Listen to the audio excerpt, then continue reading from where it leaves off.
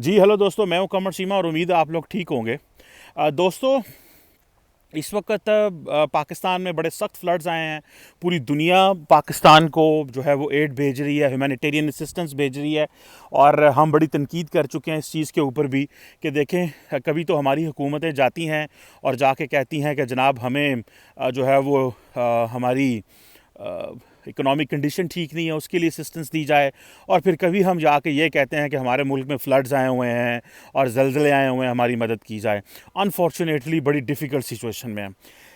साथ ही हमारा दोस्त, हमारा नेबर भारत है। और भारत का आपको पता है कि भारत के वज़ीर आज़म ने मैसेज भेजा है पाकिस्तान के लोगों के लिए जो कि फ्लड्स में जो है वो फंसे हुए हैं, जिनकी जानें चली गई। और बट पाकिस्तान में ऐसे लगता है थोड़ी कन्फ्यूजन है, और थोड़ी सी कन्फ्यूजन इंडिया में भी है। पाकिस्तान में ये कन्फ्यूजन है कि पाकिस्तान के जो फाइनेंस मिनिस्टर हैं वो ये कह रहे हैं जनाब कि हमें ह्यूमैनिटेरियन असिस्टेंस पूरी दुनिया से चाहिए। एक बात उन्होंने कहा कि अगर हमारी जो इस वक्त फ्लड्स की वजह से जो मुल्क के अंदर ज़राअत है वो बहुत ज़्यादा मुतासर हुई है, और ज़राअत मुतासर होने की वजह से हम जो है वो ये चाहते हैं कि हम गंदम या कुछ इस तरह की और चीज़ें जिसमें सब्ज़ियाँ हो सकती हैं वो हम भारत से इम्पोर्ट कर लें। लेकिन पाकिस्तान के वज़ीर आज़म साहब जो हैं उन्होंने ये कहा है कि नहीं, हम सब्ज़ियाँ और इस तरह की चीज़ें जो हैं वो भारत से इंपोर्ट नहीं करेंगे। सो इसका मतलब ये है कि पाकिस्तान के अंदर हमारी सरकार को समझ नहीं आ रही, हमारे वज़ीर आज़म को और फाइनेंस मिनिस्टर को समझ नहीं आ रही कि हमें क्या भारत से ट्रेड दोबारा शुरू करनी है कि नहीं करनी। क्या हमें उसी तरह रहना है जिस तरह हम पहले थे।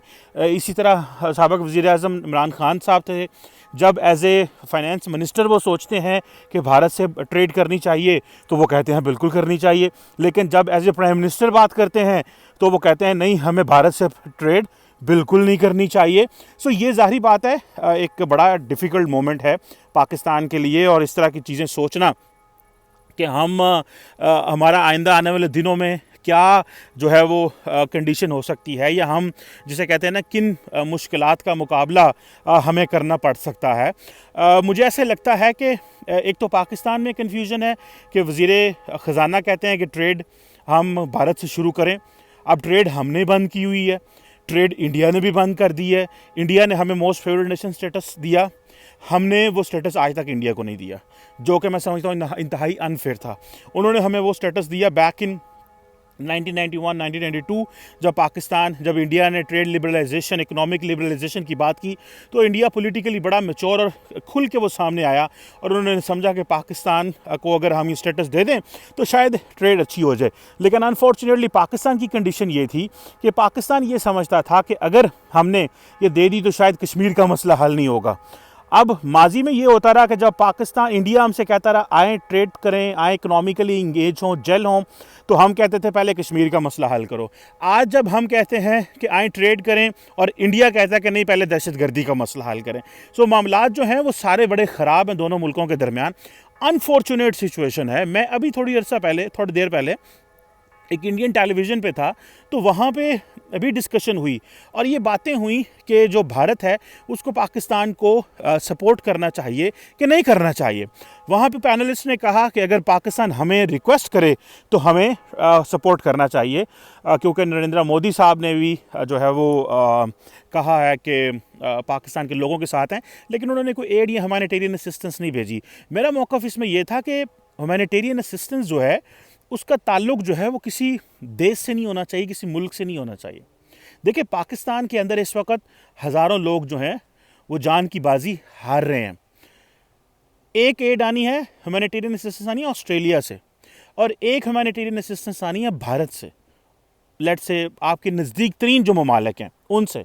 तो हमें क्या ऑस्ट्रेलिया की ह्यूमैनिटेरियन असिस्टेंस का इंतज़ार करना चाहिए अपने लोगों को बचाने के लिए, या हमें इंडिया की ह्यूमैनिटेरियन असिस्टेंस का इंतज़ार करना चाहिए? ये बड़ा इंपॉर्टेंट क्वेश्चन है, मैं समझता हूँ। तो हमें तो जो हमारे लोग तो बचेंगे वो इंडिया की ह्यूमैनिटेरियन असिस्टेंस से।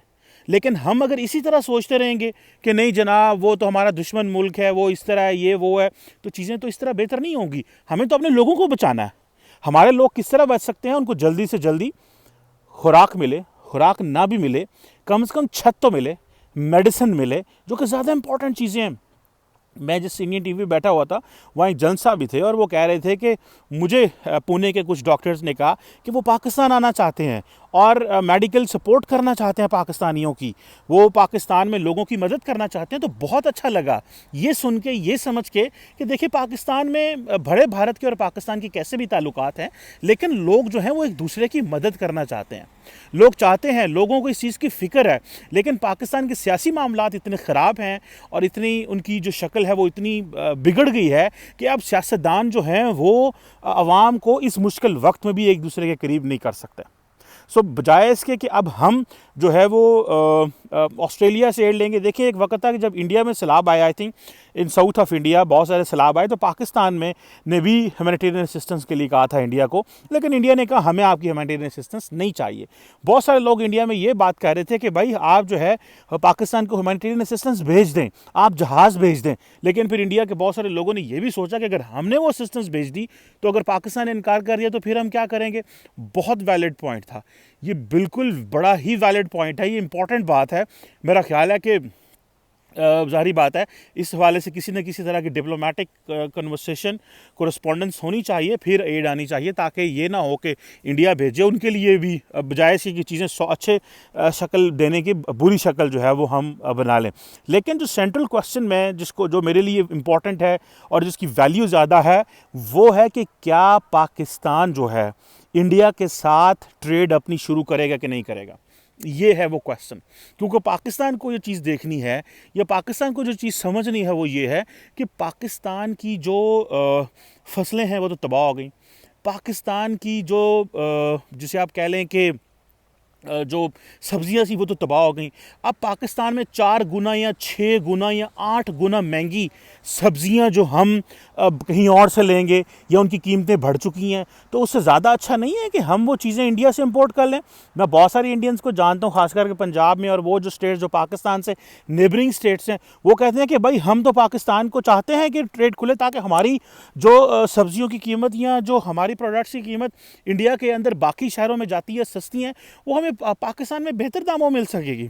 तो ये मौका अच्छा है, इसमें कम से कम इन चीज़ों को तो ओपन अप करने की ज़रूरत है, बजाय इसके कि हम इस चीज़ में लगे रहें कि नहीं जनाब हमें ट्रेड नहीं खोलनी, जिसमें इंडियंस का भी फ़ायदा होगा, पाकिस्तान का भी फ़ायदा होगा, और इस तरह के क्राइसिस सिचुएशन से ही कोई रास्ता निकालें और फिर आप चीज़ों को ले चलें। जब इंडिया ने 370 और 35 से का जो कॉन्स्टिट्यूशनल चेंजेस कश्मीर में की, तो उस वक्त पाकिस्तान ने कहा जी कि हम इंडिया के साथ किसी किस्म की ट्रेड नहीं करेंगे। तो भाई नुकसान किसको हुआ? नुकसान तो पाकिस्तान को ही हुआ, क्योंकि उसके बाद भी फिर हमें इंडिया से जो है हम रेबीज़ की मेडिसिन तो इंपोर्ट करते हैं। अगर पाकिस्तान में किसी को कुत्ता काटने की या सांप काटने की मेडिसिन आएगी तो वो तो इंडिया से आती है, क्योंकि मैंने पढ़ा था कि पाकिस्तान के और इंडिया के कुत्ते एक जैसे हैं, जबकि चाइना के और पाकिस्तान के कुत्ते एक जैसे नहीं हैं, या सांप एक जैसे नहीं है। So this is not about joke, this is a reality as well. So हमें जो मेडिसिन पाकिस्तानियों को चाहिए वो तो इंडिया से चाहिए। बल्कि मैं आपको मज़े की बात बताऊं कि जब इमरान खान साहब का दौर था और जब पाकिस्तान ने पाबंदी लगा दी कि हमने इंडिया ने क्योंकि 370 और 35 से चेंज कर दिया है और हम बड़ी सख्त इंडिया पर पाबंदियाँ लगाने लगे हैं, तो पाकिस्तान के ट्रेड मिनिस्टर रज़ाक दाऊद ने पाबंदी लगा दी। बाद में मुझे मेरे एक बड़े अच्छे दोस्त फार्मास्यूटिकल इंडस्ट्री के बड़े चैम्पियन हैं, उन्होंने बताया, और इमरान खान साहब के बड़े करीबी इत्तेहादी थे, उन्होंने मुझे बताया कि जब सारी फार्मास्यूटिकल इंडस्ट्री तो चली गई रज़ाक दाऊद के पास कि आपने ये क्या किया है, ये सारी रेबीज़ की मेडिसिन तो हम इंडिया से इंपोर्ट करते हैं, तो आप देखिए पाकिस्तान में क्राइसिस सिचुएशन पैदा हो जाएगी। तो उन्होंने कहा फिर क्या किया जाए? उन्होंने कहा कम से कम ये जो इम्पोर्ट है इसको खोला जाए। फिर वो इम्पोर्ट खोली गई और फिर पाकिस्तान ने दोबारा जो है वो इंडिया से वो मेडिसिन इंपोर्ट करनी शुरू की, इंडिया ने उसकी इजाज़त दे दी। तो यहाँ पे आप देखें कि आप कितने डबल माइंडेड हैं, कंफ्यूज्ड हैं, आपको समझ नहीं है आपने क्या करना है, आपका क्या प्लान है, आपका मुस्तकबिल आपने किस तरह इस्टेब्लिश करना है। सो ये बड़ी एक जिसे कह रहे हैं ना कि एक डिफ़िकल्ट सी सिचुएशन में हमें इस चीज़ की समझ नहीं आ रही कि हमने क्या इम्पोर्ट करना है और क्या इम्पोर्ट नहीं करना, हमने क्या एक्सपोर्ट करना और हमने क्या एक्सपोर्ट नहीं करना। वंस फॉर ऑल खुदारा अपने बैठ के सारी सियासी जमातें इस मसले को देखें कि पाकिस्तान के लिए जो इम्पोर्टेंट है वो आपकी मार्केट है, वो करीबी मार्केट। मुझे याद है कि असद उमर साहब जो इमरान खान साहब के फाइनेंस मिनिस्टर भी रहे और प्लानिंग कमीशन के मिनिस्टर भी रहे, उन्होंने कहा एक दफ़ा अमेरिका जाके कहा जी कि हमें कोई मसला नहीं है, क्योंकि पाकिस्तान के करीब 2 बड़ी मंडियाँ हैं, एक चाइना और एक इंडिया, दोनों की आबादी 1.5 अरब के करीब है। 3 बिलियन की 2 मंडियां हमारे पास हैं, लेकिन अनफॉर्चुनेटली हम उन दोनों मंडियों का कभी फ़ायदा नहीं उठा सके। हम फ़ायदा इसलिए नहीं उठा सकते क्योंकि हमें पता है कि वो मंडियां जो हैं हम उनको कम्पीट ही नहीं कर सकते। हमने अपने बिजनेसमैन को इतना पैम्पर करके रखा हुआ है, हमने अपने बिजनेसमैन को इतनी असिस्टेंस दी हुई है कि वो बिजनेसमैन जो है वो किसी से कम्पीट ही नहीं कर सकता। वो ना तो भारत की किसी जो बिजनेसमैन से कम्पीट कर सकता है, ना खित्ते के बाकी ममालिक से वो कम्पीट कर सकता है। So this is a very unfortunate situation मैं समझता हूँ, और कन्फ्यूजन है, समझ आ नहीं रही। इंडियंस जो हैं वो, बल्कि जिस टीवी पे मैं बैठा हुआ था वहाँ पे जब डिस्कशन हुई तो कुछ जन साहब जो थे वो बड़े गर्मी खा गए। उन्होंने कहा जनाब हमें जो है वो पाकिस्तान हमसे रिक्वेस्ट करे, हमसे जिन्होंने पंजाबी कहते हैं तरला करें, तो फिर असी तुहानू जो है ना वो एड देंगे, तो ह्यूमैनिटेरियन असिस्टेंस देंगे। तो मैं उस वक्त यहाँ कह रहा था कि देखिए दिस इज़, जब ह्यूमैनिटेरियन असिस्टेंस की बात आती तो आप पूछ के नहीं देते, आप भेज देते हैं, आप कर देते हैं। आप समझते हैं कि यहाँ पे मसला इंसानियत का है, तो यहाँ पे वो लोग जो इंडिया के अंदर इस ह्यूमैनिटेरियन चैलेंज को लिंक कर रहे हैं कि जी पाकिस्तान और इंडिया के क्योंकि मामलात अच्छे नहीं हैं, बायलैटरल रिलेशंस अच्छे नहीं हैं, टर्म्स एंड कंडीशन अच्छे नहीं हैं, तो हमें जो है वो एक दूसरे के करीब नहीं आना चाहिए, और हमें जो एज़ कि जूं का तू है ऐसे ही रहना चाहिए। मैं समझता हूँ ये this is very unfortunate situation. हमें अपनी सिचुएशन बेहतर करने के लिए पाकिस्तान को मुसलसल जो है वो कोशिश करनी चाहिए, और भारत को भी कोशिश करनी चाहिए। और पाकिस्तान के लिए एक बड़ा नादर मौका है ट्रेड ओपन करने का और इंडिया को मोस्ट फेवर्ड नेशन स्टेटस देने का। लेकिन शहबाज शरीफ साहब कहते हैं कि जी हम इंडिया के साथ पहले अपने बायलैटरल डिस्प्यूट्स हल करेंगे, और फिर अब शहबाज शरीफ साहब जो हैं वो 1-2 मिनिस्ट्री, 1-2 MNA के साथ तो वज़ीर आज़म बने हुए हैं, तो वो किस तरह पाकिस्तान में वो कह सकते हैं कि जनाब आप जो है वो इंडिया के साथ ट्रेड खेली जा सकती है, क्योंकि उनको पता है अगली दफ़ा हम हार जाएंगे। So this is not a good moment to talk with India, और this is not a good moment to engage with India in terms of कि जी फाइनेंशियल असिस्टेंस के हवाले से और ये ट्रेड ओपन करने के हवाले से, या ये सोचने के भी हवाले से भी। सो मुझे ऐसा लगता है कि पाकिस्तान में भी पॉलिटिकल कैपिटल नहीं है किसी पॉलिटिशियन के पास। इमरान खान ने वक्त गवा दिया, अब ये लीडरशिप भी वक्त गवा दिया, और हम उस वक्त का इंतज़ार कर रहे हैं। ना वक्त आना है, ना सानू समझ आनी है की करना है। So someone has to take a step for the humanity, for the people, for the both nations, and same is for India. India को भी उससे आगे निकलना पड़ेगा। एक कोई गल रट्टा लाया दहशतगर्दी दैट ऐसे चीज़ें नहीं चल सकती। ये नहीं है कि जो है वो आप जब तक बैठते नहीं है, ठीक है इंडियन लीडरशिप ने एक फ़ैसला किया हुआ कि पाकिस्तान के साथ बात नहीं करनी। मुझे भी ऐसा लगता है कि it is not that much easy to talk with India. के साथ बात करना कोई आसान काम नहीं है, बड़ा मुश्किल काम है इस वक्त इंडिया के साथ बात करना, क्योंकि इंडिया उस पर बात नहीं करना चाह रहा। वो तो आपकी स्टेटमेंट्स का भी जवाब नहीं देते, वो तो आपकी बातों का भी जवाब नहीं देते, वो तो आपकी ट्वीट्स का भी जवाब नहीं देते, बल्कि इंडियन प्राइम मिनिस्टर या इंडियन लीडरशिप तो ग्लोबली आपको डिस्कस भी नहीं करती। सो this is something which is very very जिसे कहते हैं ना चैलेंजिंग है पाकिस्तान के लिए। लेकिन देखते हैं कि किस तरह चीज़ें जो हैं वो डिवोल्ज होती हैं, किस तरह चीज़ें जो हैं वो खुलती हैं आइंदा आने वाले दिनों में। लेकिन मुझे नहीं लगता कि हमें जो है ह्यूमैनिटेरियन असिस्टेंस को किसी चीज़ से लिंक कर देना चाहिए। और ये एक नादर मौका है पाकिस्तान के लिए भी कि वो ट्रेड इंडिया के साथ खोले, इंगेज करे, बायलैटरली इंगेज करने की कोशिश करे, और ये कन्फ्यूजन भी ख़त्म करें खुदारा। ये नहीं है कि फाइनेंस मिनिस्टर कह रहा है इंडिया के नाल ट्रेड करो, तो प्राइम मिनिस्टर कह रहा है कि नहीं असी पहला जो है बायलैटरल डिस्प्यूट हल करेंगे, क्योंकि प्राइम मिनिस्टर को फॉरेन ऑफिस बता देता है कि वो जो फाइनेंस मिनिस्टर कह रहा है बातें तो वो बड़ी अकल की हैं, लेकिन सर हम अकल की बातों पे जो है ना वो चल नहीं सकते, क्योंकि इंडिया जो है ना वो हमसे इंगेज नहीं कर रहा। सो वो जारी बात है, फाइनेंस मिनिस्टर तो देखता है डाटा को, वो तो देता है मैथमेटिक्स, वो तो देखता है कि मैं अगर इतना गंदम इंडिया से इंपोर्ट करूंगा तो इतने डॉलर बचेंगे। वो तो देखता है कि हाँ अगर प्याज और टमाटर इंडिया से आएंगे तो मेरे इतने डॉलर बचेंगे, मेरे मुल्क में इन्फ्लेशन कम होगी। अगर आपकी इन्फ्लेशन 42% पे चली गई है, वो कहता है मैंने 15% पे लेके आनी है, उसका तो दिल करता है चीज़ें ठीक करने को, लेकिन फिर उसको बताया जाता फॉरेन ऑफिस की तरफ से या बाकी इदारों की तरफ से कि नहीं गल नहीं करनी, इसमें मुल्क का फ़ायदा हो जाएगा। फ़ायदा नहीं करना आवाम का, ये मेक श्योर करना है। फाइनेंस मिनिस्टर की करे कोशिश करता है कि मैं लोगों की ज़िंदगी में बेहतरी लेके आऊँ, लेकिन वो जो पुराने बाबे बैठे हुए हैं हमारे इंस्टीट्यूशंस के अंदर, वो जो पुराने लोग बैठे हुए हैं वो कह रहे हैं नहीं गैरत दा सवाल है, टमाटर महंगे खा लो, प्याज गंढे महंगे खा लो, हर चीज़ महंगी खा लो, लेकिन इंडिया के नाल गल नहीं करनी, इंडिया के साथ जो है ट्रेड नहीं करनी। सो हमें इस माइंडसेट से खुदारा बाहर निकलने की ज़रूरत है।